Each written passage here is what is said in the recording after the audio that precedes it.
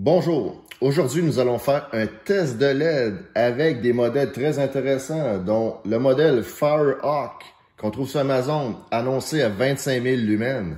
Ensuite de ça, le modèle Auxbeam GX, annoncé à 25 000 lumens, en une publicité qu'on voit souvent sur Facebook. Et ensuite de ça, Super Dominator, qui est vendu sur ledenligne.com. Et c'est un modèle annoncé à 20 000 lumens. Nous allons voir si les modèles à 25 000 lumens sont plus puissants que Super Dominator à 20 000 lumens. Donc, pour commencer, j'ai mis une ampoule halogène dans le phare pour que ce soit notre étalon de base.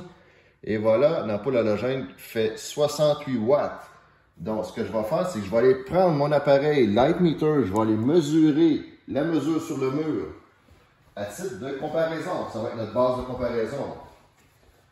Donc, j'essaie de trouver la mesure la plus élevée en bougeant mon appareil et je trouve 383 lux.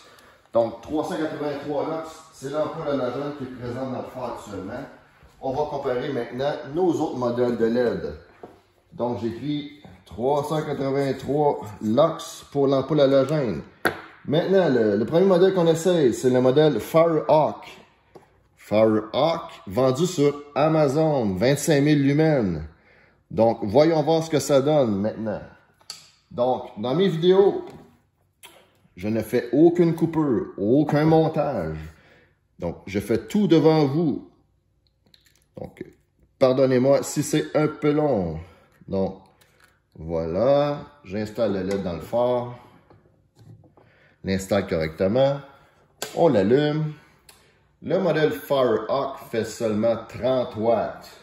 Donc, on va aller mesurer au mur ce que ça donne. C'est une belle lumière blanche, c'est une belle amélioration. Mais côté puissance, ça donne quoi maintenant? Donc, j'essaie de trouver le spot le plus fort. J'ai vu 1000. 1004. Donc, 1004 lux. Quand même une performance qui est quand même pas si mal. Environ 3 fois l'halogène de tantôt. Donc, on inscrit ça dans mon tableau. 1004 lux. Ensuite de ça, on va passer à un autre modèle. Hop là, mon socket est resté coincé dans le phare. Voilà. Et voilà. Donc, on passe à mon modèle Super Dominator. Donc, le modèle Super Dominator, c'est un modèle de 20 000 lumens avec un petit module intelligent externe, ventilé de format très compact, diode de très grande qualité. Voyons voir la performance de ce modèle-là. Donc, je l'insère dans le phare et je connecte maintenant. Il faut tenir compte de la polarité, c'est important. Sinon, ça n'allumera pas. Donc, voilà. Je l'allume, il fait 52-53 watts. Allons voir au mur ce que ça donne maintenant.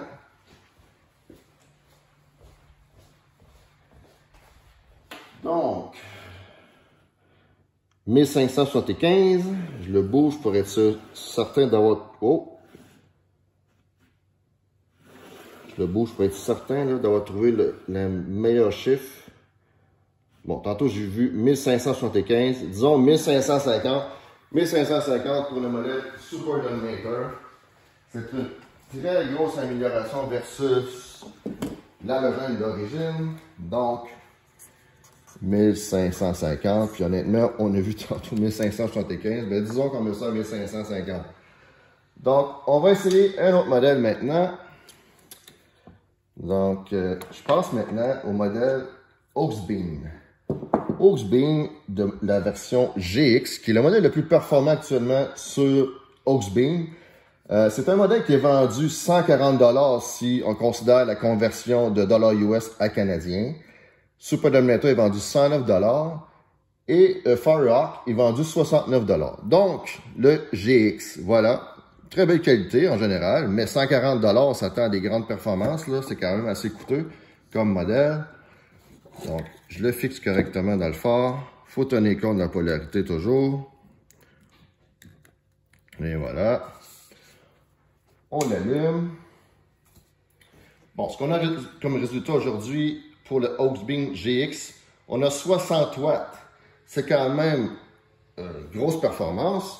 Donc, 63. Allons voir le résultat au mieux maintenant.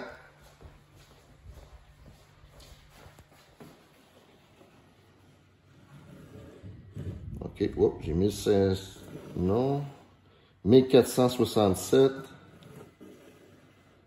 Non. Écoutez, j'ai eu à peu près 1460 dans les plus gros chiffres. Donc, 1460 lux, c'est tout de même de la très bonne performance. 1460. Donc, 1460. Voilà. Donc, si on fait un petit récapitulation de notre vidéo, on a l'ampoule halogène qui fait 383 lux, le Firehawk qui fait 2 fois et demi la puissance de l'halogène, Super-Dominator 1550 lux, qui est environ 4 à 5 fois, en tout cas minimalement 4 fois plus performant que l'halogène. Le Hawksbeam a une performance très similaire, un peu inférieure. Donc, ce qui est quand même particulier dans ce test-là, pour une fois, on a un modèle qui, comme le Hawksbeam GX, qui a une consommation d'énergie de 61 watts, mais l'éclairage est un peu inférieur à Super Dominator. Bon, c'est quoi qui peut expliquer ça? Je vais vous expliquer. C'est une hypothèse que j'ai, parce que, bon, voilà. En fait, ce qui peut arriver, c'est que ici, le modèle GX a une fan qui est plus grosse. Donc, on peut s'attendre à une consommation de 1 watt ou 2 supérieure à cette fan-là. Ensuite de ça, bon, à l'intérieur du module ici, il y a souvent des résistances. Bon, peut-être que la résistance dans ce module-là est plus grosse que celle-ci. On ne sait pas trop, mais ça peut être ça qui peut faire une fluctuation dans le wattage. Aussi, il y a l'efficacité de la diode jaune ici, là. La diode lumineuse, là, dépendamment de la qualité, de l'efficacité, de la marque, etc., ça peut faire une différence. Moi, je pense que la diode qui est présente sur le modèle Super Dominator est plus efficace, donc elle consomme moins d'énergie et l'éclairage est plus puissant, tandis que celle-là, ici, probablement qu'elle consomme plus d'énergie, mais bon, l'éclairage qui en résulte est un peu inférieur. Autre chose que j'ai remarqué entre ces deux modèles-là, bon, mis à part le prix là de Hawksbeam qui est 140 $ canadiens et celui-là 109 $ canadiens, c'est pas le même format là. Le Hawksbeam GX, la fan est plus grosse. Le modèle, la fan est beaucoup plus bruyante. Ça peut être un peu désagréable pour certaines personnes.